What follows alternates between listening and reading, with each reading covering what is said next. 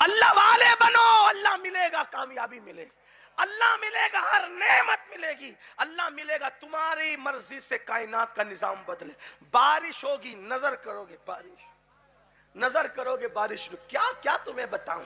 ایک مرتبہ بارش نہیں ہو رہی تھی، بارش نہیں ہو رہی تھی، لوگوں نے خوب استسقا پڑھا، نماز استسقا لوگ پڑھتے ہیں نا، بہت پڑھتے، دو دو تین تین، اچھی بات ہے، پڑھنا بھی چاہیے، نماز استسقا پڑھا، بارش نہیں. ایک فقیر آیا ادھر سے، وہی اللہ والا، اس سے لوگوں نے کہا حضرت بارش کے لیے دعا کر دے. کہا یار میں گنہگار آدمی، کہیں اور جاؤ، میرے پاس نہیں آؤ، حضرت کر دینا دعا. آپ نے کہا چھوڑو یار میں نہیں کرتا یہ سب کام. کہا نہیں آپ ہی کریں. آپ نے نظر اٹھائی، اللہ تیری جو امانت میری آنکھ میں، توجہ کرنا، دعا کا انداز دے، انداز دعا کا دیکھو، تیری جو امانت میری آنکھ میں ہے اسی امانت کا واسطہ برسا دے. اتنا کہا، برس گیا، جل تھل ہو گیا، جل تھل ہو گیا. ایک بندہ دیوانہ پیچھے، کیا امانت ہے بتاؤ، کیا امانت ہے؟ ارے چھوڑ بھائی، کیا امانت ہے بتا. نہیں چھوڑوں گا نہیں، بتاؤ. تو کہا ایک بار میں نے امام حسن بصری کی زیارت کی ہے، اسی ولی کی زیارت، اللہ کی امانت میری آنکھوں میں، جب بھی دعا جلدی قبول کرانی ہوتی ہے تو میں کہتا ہوں تیری اس امانت کا واسطہ، تیری اس امانت کا واسطہ. ایک مرتبہ غوث پاک کی پھوپھی کے پاس کچھ لوگ آئے کہا کہ مائی پورا جیلان سوکھ گیا، بارش نہیں ہوتی. دیکھو ہم تو خوب رو دھو دھو کے کرتے ہیں، لیکن اندر بت بیٹھے تکبر کے، گھمنڈ کے، پیٹ میں حرام لقمے، کتنا بھی رو دھو لو، جو کا وہی ہے، پھر وہی دلی والے، وہی معاملہ ہے نا. لیکن اللہ والے جن کو اللہ مل گیا، پھوپھی امی، غوث پاک کی وجہ سب پھوپھی کہتے، پھوپھی امی صاحب دعا کریں، بارش نہیں ہو رہی جیلان میں. ارے جاؤ بھائی، کہاں ادھر آئے ہو، اللہ والوں سے کرو. کہا آپ نہیں اللہ والی تو پھر کون، کرو دعا. کہا ارے وہ میری نہیں سنے گا. دیکھو لوگوں کو ٹالنے کا طریقہ، بلکہ میں جو کہوں نا وہ اس کے الٹ کرے گا. ارے مائی صاحب چھوڑ نہ، کر دو. اچھا ٹھیک ہے. کیا انداز ہے، آئی جھاڑو لے کے آنگن جھاڑا، مولا اے مولا میں نے جھاڑو دے دی، تو چھڑکاؤ کر دے. بارش ہو گئی، خوب برسا، عمارتیں گرنے کا ڈر آنے لگا. کہا بند کرا، عوام بھی تو ایسی ہے، اب بند کرا. کہا ٹھیک ہے. دوپٹہ دھلا، آنگن میں ڈالا، دھو دیا، اس کو سکھا دے. سورج نکل گئے. یہ اللہ والے، اللہ ملے گا کام بنے گے. کیا کیا بولوں، کیا نہ بولوں، اللہ ملے گا کام. صابر پاک 12 سال تک بھوکے رہے، لنگر لٹایا، خود بھوکے، کھایا نہیں. کیوں؟ ماموں نے کہا تھا جاؤ کھلاؤ، کھانے کو نہیں کہا تھا جاؤ کھلاؤ، نہیں کھایا. اللہ ایسے ہی ملتا ہے، حرام کھا کے نہیں ملتا. نرم گدوں پر فجر میں بسترے میں پڑے رہو گے تو نہیں ملتا، سب چٹنگ ہوتی رہے گی، اللہ نہیں ملے گا. اللہ آپ کو پانے کے لیے محنت کرنی پڑتی، اور بہت آسانی سے مل بھی جاتا ہے، بس کوئی سچے طور پہ اس کی راہ پہ چلے. والذین جاہدوا فینا لنہدینہم سبلنا، جو ہماری راہ میں کوشش کرتے ہیں، محنت کرتے ہیں، ہم ان کے لیے رستے پیدا کر دیتے ہیں. نہیں کھایا، ماموں نے کہا تھا کھلانا، نہیں کھایا. کیا مقام پہ پہنچے، انتقال کے بعد خود کا جنازہ پڑھانے کے لیے آ گئے. اس سلسلے کی ایک آخری بات، ابھی قرآن کی آیت پر آ جاتے ہیں، بات ختم کرنے جاتے ہیں. اللہ ملے تو کیا کام ہو، اللہ ملے کیسے بگڑی بنے، کیسے کام ہو، کیسے معاملات بنے. اللہ ملنا چاہیے، لیکن اللہ ملتا کیسے، محنت کرنی پڑتی، کاوش کی. ایک مرتبہ، اچھا کچھ لوگ سوچتے ہیں کہ اس کا کوئی ایک نصاب ہوگا، یہ کرنا ہے، یہ اچھا کچھ پاگل پن کرتے بھی ہے، اس کا چلا کرنا ہے، یہ پڑھنا ہے، یہ پڑھنا ہے، یہ پڑھنا ہے، یہ اکیلے میں بیٹھنا، یہ جنگل میں بیٹھنا، اللہ ملے گا. یہ سب سے اللہ نہیں ملتا. ایک مرتبہ بہلول دانا، یہ ہارون رشید کے دور کے بہت بڑے ولی ہیں، بہلول مجذوب تھے، اور ایسے ولی تھے کہ وہ جنگلوں میں دریا کے کنارے محل بناتے تھے، بولتے جنت کون خریدتا ہے، ایسے بیچتے تھے. بہرحال وہ واقعات آپ بار بار سنیں. بہلول دانا دیوانے تھے، اپنی دھن میں چلتے تھے. ایک دن ہارون رشید کہتا تھا اپنے لوگوں کو، یار اس کو دیوانے کو کبھی گھر بلاؤ، کچھ سوال پوچھنا اس سے.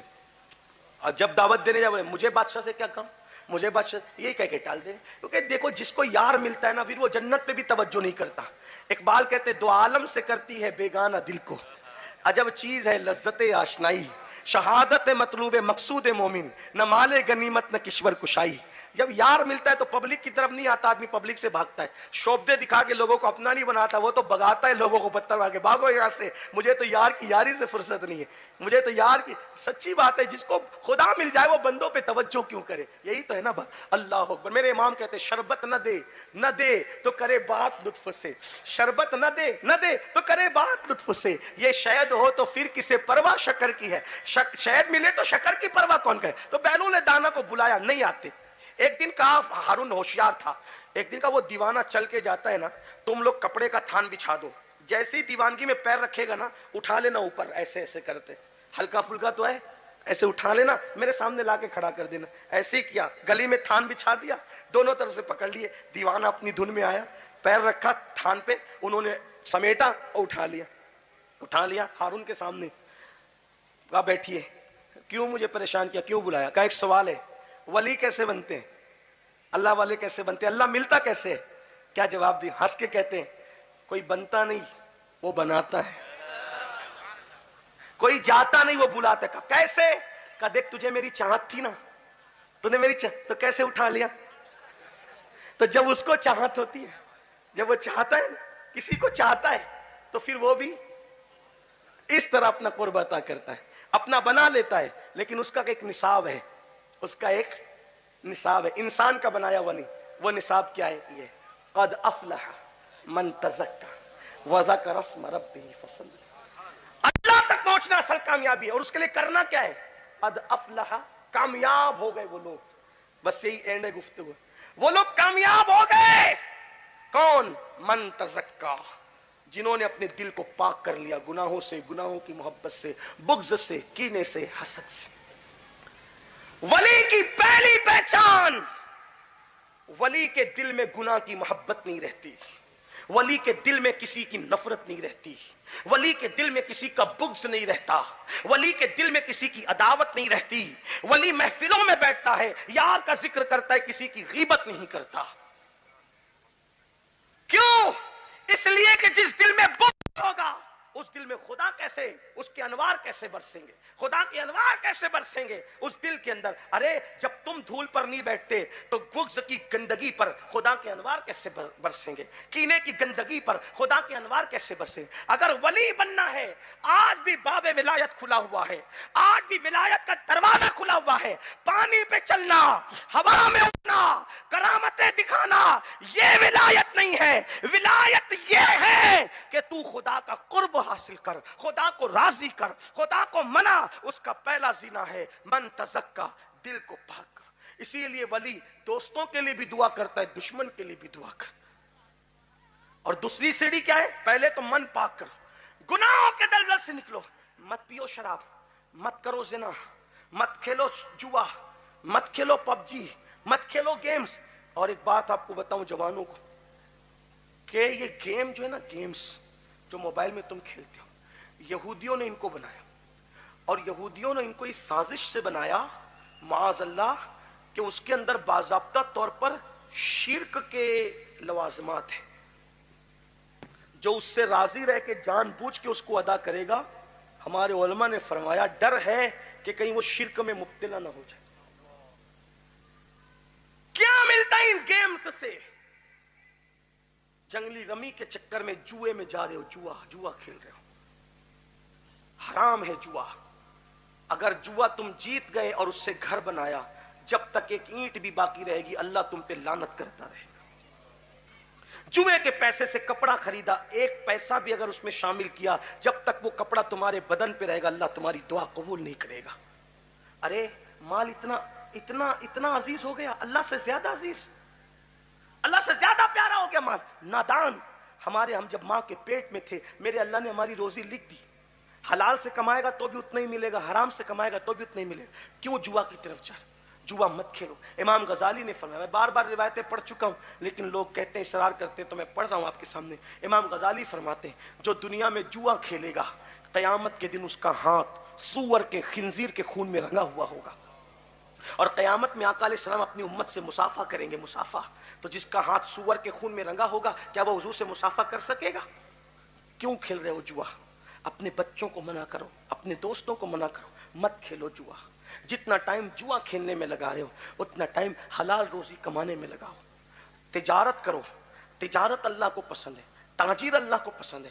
حضور علیہ السلام نے تجارت کی, صدیق اکبر نے تجارت کی, فاروق اعظم نے تجارت کی, عثمان غنی نے تجارت کی, مولا علی نے تجارت کی, امام حسن حسین نے تجارت کی, غوث اعظم نے تجارت کی, امام اعظم نے تجارت کی. ہم کیوں تجارت نہیں کرتے؟ مالدار بنو, غربت کی چکی سے نکلو. ہم وہ مسلک والے لوگ نہیں ہیں کہ کہیں کہ مسلمان تو غریب ہی رہتا ہے.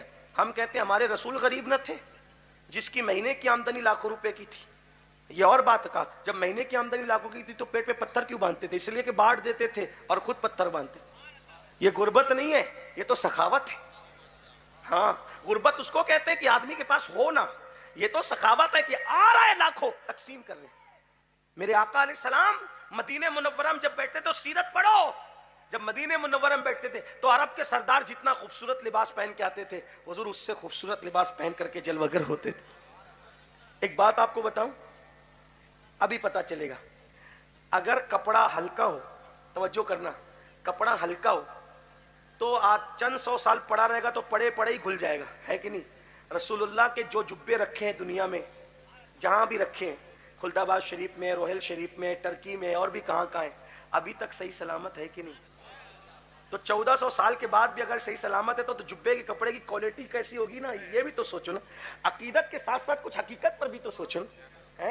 بالکل عقیدتیں ہیں لیکن حقیقت بھی نہ, جب قیمتی تھا تبھی تو آج تک صحیح سلامت ہے. بلکہ آپ کو بتاؤں, جماعت اسلامی کا ایک مصنف ہے سیرت النبی جس نے لکھی ہے, انہوں نے اپنی کتاب میں لکھا ہے کہ ایک ڈریس اللہ کے رسول نے ایک مرتبہ خریدا تو 27 اونٹ دے کر خریدا.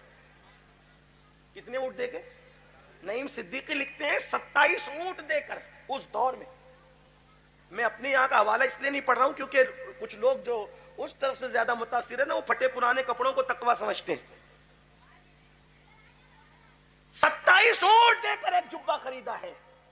27 اونٹ کی قیمت آج کتنی ہوتی؟ اچھا اونٹ اگر آج کی تاریخ میں اچھا اونٹ خریدو 20,000 پکڑ لیں اس کی قیمت. 27 اونٹ کی قیمت کہاں جا رہی ہے؟ اتنا قیمتی جبہ حضور نے پہنا, پیون والا بھی پہنا. کیوں پیون والا؟ اس لیے پہنا کہ مجھ جیسے غریب کے لیے یہ سنت ہو جائے, اور 27 اونٹ دے کر قیمتی اس لیے پہنا کہ کروڑ پتیوں کے لیے وہ سنت ہو جائے, ہے نا. وہ تو دونوں کے نبی ہیں, غریبوں کی بھی ہیں. ناظرین اکرام, ابھی آپ نے سید امین القادری صاحب کی زبانی بڑا ہی نصیحت آمیز بیان سماعت کیا.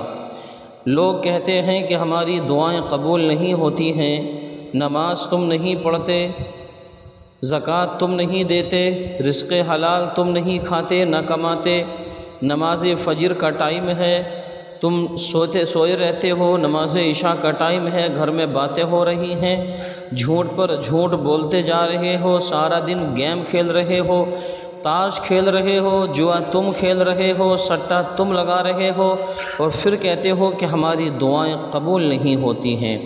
تم اپنی زندگی کا طریقہ بدلو, رزق حلال کھاؤ, رزق حلال کماؤ, نمازوں کی پابندی کرو, جھوٹ مت بولو, جوا چوری شراب کے قریب مت جاؤ, اپنی نگاہوں کی اپنی شرمگاہوں کی حفاظت کرو. پھر دیکھو کہ اللہ تعالیٰ کس طرح سے تمہارے لیے راستے کھولتا ہے. اللہ تعالیٰ اپنے بندے کو وہاں سے روزی دیتا ہے جہاں سے انسان کا وہم و گمان تک نہیں ہو سکتا ہے. تو ناظرین اکرام, آپ اگر چاہتے ہیں کہ ہماری دعائیں قبول ہوں, ہماری زندگی میں سکون رہے, روزی میں برکت رہے, تو اپنی زندگی کا مشن بدلو. انشاءاللہ تعالی ضرور کامیابی تمہارے قدم چومے گی. اسی طرح کے اور واقعات اور بیانات سننے کے لیے چینل کو سبسکرائب کریں, بیل آئیکن کو دبائیں تاکہ اگلے آنے والے ویڈیو کا نوٹیفیکیشن ترنت آپ کے پاس پہنچ جائے.